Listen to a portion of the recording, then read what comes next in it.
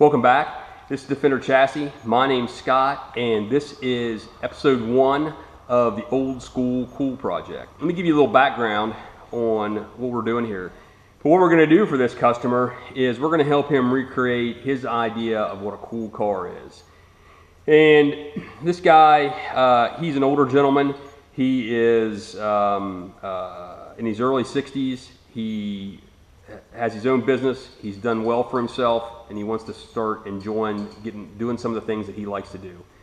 Now, if you're ever into custom cars, you realize that not everybody's vision is the same, and that's what he's run into. And he bought this car even though it's not exactly what he wants.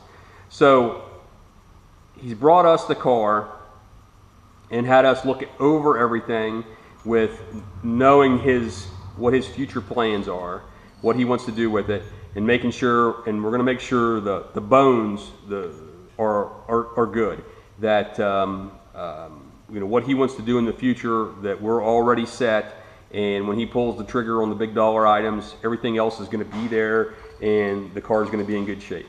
And he really just wanted to know whether even the car was worth doing all that to. I'm going to get down the list of things that we're looking at right now, and then at the end of the video we'll talk about what those future items are. But what started this project was he has difficulty. It's got a roll bar in the car, and he has difficulty getting over the door bars. And this is not a car that he wants to take to the track. He likes the idea of having a roll bar in it because it looks racy and that's cool. And but he doesn't like having to crawl over that bar. And we talked about a few things. We talked about the possibility of doing a swing out bar, which those things are a real pain in the butt. You're already opening the car door, and then you got to open up another tube. So he didn't want to do that. And we talked about a quick release steering wheel to help. And we also talked about cutting the door bars out and reworking them so that they follow the contour of the seat. And that's where we're at. What we're going to do is we're going to cut the door bars out. We're going to bend up a new bar that matches the contour of the seat so that effectively the door bar is not really at all obtrusive. And while we're at it, we're going to go ahead and do the quick release steering wheel and see how that works out as well. Other big items. Overdrive. He wants to put a gear vendor's overdrive. We've already got it. You may have seen, if it's not out when this video is out, within a couple of days, there's going to be a show and tell video on the gear vendor's overdrive for this car. It's already here on the floor. And in the coming weeks, we'll do another video just on the installation of that gear vendor's overdrive.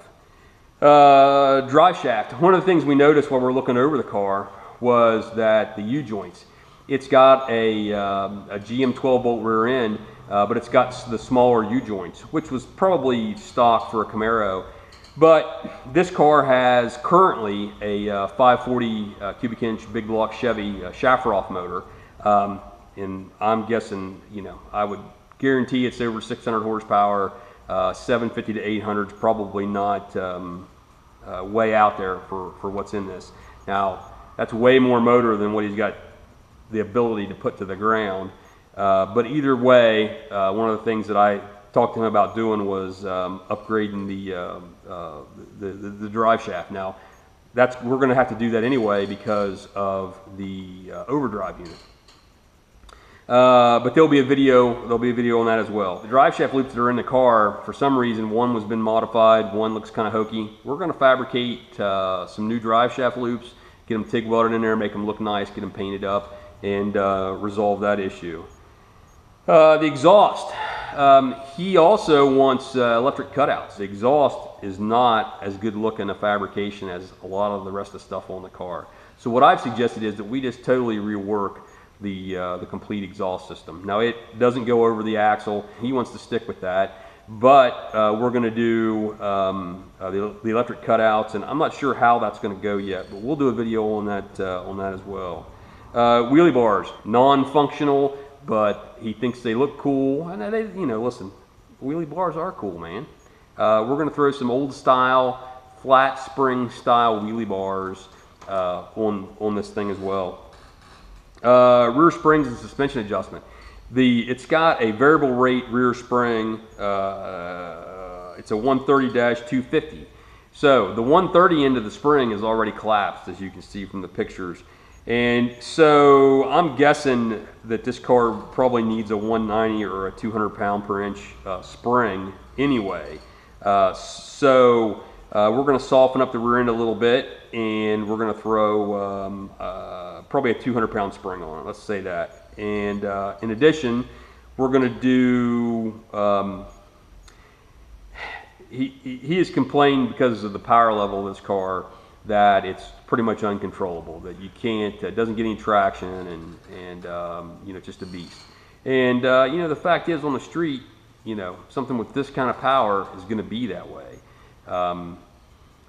But with that being said, we may be able to make it a little more tolerable, you know, something that doesn't just go completely out of control when you give it the gas.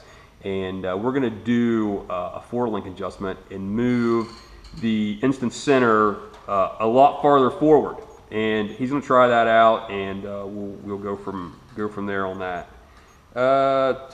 Ignition switch replacement and brake pedal adjustment. Simple stuff. The ignition switch sticks in the start position, and you have to, when it starts, you have to remember to turn it back. So we're going to throw a new ignition switch in it. And the brake pedal is a lot farther forward than the gas pedal, and it's pretty annoying to drive. Now, it's got a vacuum assist, even though it's got a hell of a cam in it. It's got a vacuum assist power brakes. And I did a little bit of research, and there should be 2 positions for the brake rod, one for power brakes, one for non-power brakes. And I'm not sure, but we'll take a look at it. I think that it's probably still in the non-power position, and we'll see what we get into. But I think that rod on a Chevrolet is also adjustable. But we'll get into that. We'll do a video on that and take a look at that as well, and see if we can't get that brake pedal a little farther down, so you don't have to take your foot off the gas and lift it clear off and get over on the brake. It was it's challenging to drive, not just because of the power, but that stuff as well. A line lock. There's no line lock on the car. You're not familiar with what a line lock is. You install it on the front brakes. You hit the brake pedal. You push a switch. You let off on the pedal. It holds the front brakes. That way you can do a burnout. You know, typical drag racing stuff. But he wants one. You know, you can just go ahead and assume why he wants to do that on a street car. But we're going to install a line lock. And trans brake switch. The transmission, it's got a turbo 400 with a trans brake in it. Of course, this is all drag racing stuff. I don't know how he's going to use a trans brake on the street, but he wants it wired up. It's not wired up now, so we're going to make that trans brake functional as well. Repair a crushed header tube. There's one tube that sets pretty low in the car. I'm not sure whether we're going to get into that this go around or not. Because we may do a motor change on this car next fall. I don't think he's going to get to the motor now. But other things, minor stuff, a couple leaks, valve cover gaskets, we're going to throw those on. The rear seal and the differential, we're going to go ahead and throw a new seal on there, because we're going to do the drive shaft with the 1350 U-joint as opposed to what's in it now, so that will necessitate a new yoke on the rear end. Work down the road. One of the things that this guy thinks is really cool is a big old GMC blower. And so ultimately what he wants to do, and he's already picked out an engine builder and got prices, is he wants to put another big block Chevy with a 1071 blower and change the hood and cut a hole in it, and he doesn't even want the hood to fit tight to the blower. He wants the hole in the hood cut out so you can see the motor and all that. And this is his vision, you know, the wheelie bars and the blower and all that is his vision of what he wants, and we're more than happy to help him out. Now, if you think this kind of stuff's cool, then hit subscribe and keep up with the build. And when we do something new to the car, we'll put out a new video showing what we did and how we did it. And hopefully this is a good customer that sticks around for, you know, years and years. and we'll be adding to this project. He's already got a couple other cars that he's talking about. In fact, when this one's done and it goes back so that he can drive it this summer, he's got another '68 Camaro that's a pure drag car that we're gonna get here in the shop as well. So anyway, listen, subscribe for further updates. If you've got questions on what we're doing here, hey, leave them in the comments. Anything constructive is more than welcome. If you think this is cool and you like it, hit the thumbs up, and I'll see you on the next episode of Old School Cool. Thanks for watching.